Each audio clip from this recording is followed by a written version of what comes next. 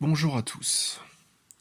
Aujourd'hui, nous allons parler de potions magiques qui peuvent vous rendre riche ou du pouvoir de plantes qui peuvent vous apporter la richesse.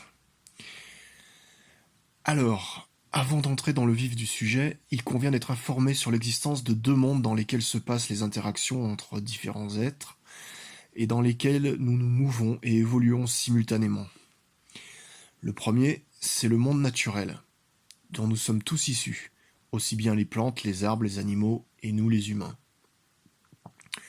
Le deuxième, c'est un monde que je nommerais le monde artificiel. Le monde artificiel, c'est le monde que les humains se sont créés pour évoluer en société strictement humaine, un monde avec un système monétaire, une notion d'argent qui ne tient qu'à la valeur qu'on lui apporte, la valeur que nous accordons à l'argent. Le monde artificiel a ses maîtres, parmi le monde des esprits, ce sont les dieux, qui ont encouragé les hommes à créer cet univers dans lequel ce seraient eux, les dieux, qui en tireraient les ficelles, donnant le pouvoir à qui le voudrait bien, à qui ils le voudraient bien, le tout à la faveur et à la volonté des dieux. Les plantes, elles, vivent dans le monde naturel et elles n'ont aucun pouvoir sur la régence du monde artificiel. Une plante peut vous soigner, mais elle ne tire pas les ficelles du monde dans lequel nous sommes. Par conséquent, elle ne peut pas vous apporter l'argent puisque cela n'est pas entre ses mains. Vous trouverez évidemment des gens pour vous dire que les plantes ont des pouvoirs magiques et que, bien sûr que si, elles ont le pouvoir de vous rendre riche.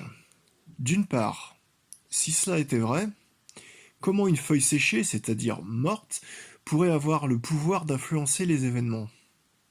C'est évidemment faux. Une plante peut vous mettre dans un état différent, soit en la consommant pour que l'effet agisse sur votre organisme, soit en la brûlant pour qu'elle dégage une odeur qui va vous mettre dans un certain état d'esprit en touchant vos sens. Ça, c'est vrai. Mais pour ce qui est d'influencer les événements au sein de la société humaine, je veux dire, le monde artificiel, une plante n'a aucune influence là-dedans. Maintenant, on va vous parler de l'esprit de la plante. En tant qu'individu ayant un esprit, une plante n'a pas plus de pouvoir qu'un être humain qui est un individu ayant un esprit lui aussi. Il en revient donc encore une fois aux esprits qui n'ont pas de corps physique, des esprits puissants, de donner du pouvoir aux humains. Mais ici, dans ce qui nous intéresse, à savoir obtenir la richesse, il ne s'agit pas d'agir sur notre organisme, notre corps physique. Cela devrait être évident pour toute personne ayant un peu d'intelligence. Ici, nous parlons bien d'obtenir une direction sur les événements qui ont cours parmi les humains. Ce sont donc les dieux qui ont le monde artificiel entre les mains, que l'on les appelle anges ou démons ou autrement. Donc c'est eux qui peuvent organiser une conjoncture propre à vous amener la richesse.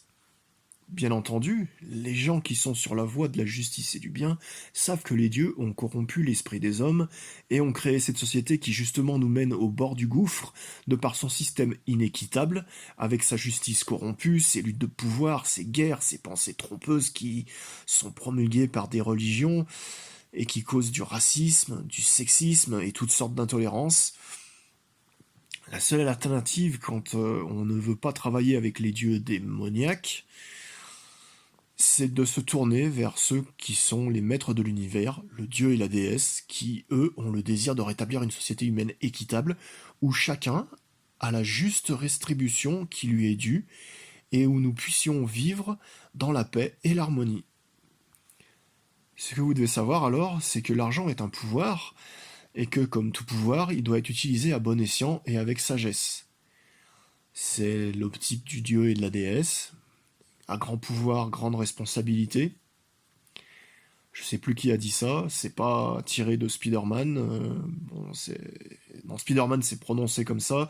La phrase est légèrement différente chez l'auteur originel de cette phrase. Bon, c'est une petite parenthèse. Je sais plus son nom, je suis désolé. Donc, le dieu et la déesse donneront donc généreusement aux gens qui ont les motivations les plus nobles. Tout simplement. Le conseil, donc, restez pur de cœur, honnête avec vous-même et avec les autres, et les moyens d'accomplir de grandes choses vous seront donnés. Il vous suffira de demander. C'est tout. Voilà. Que la déesse et le dieu guident vos pas.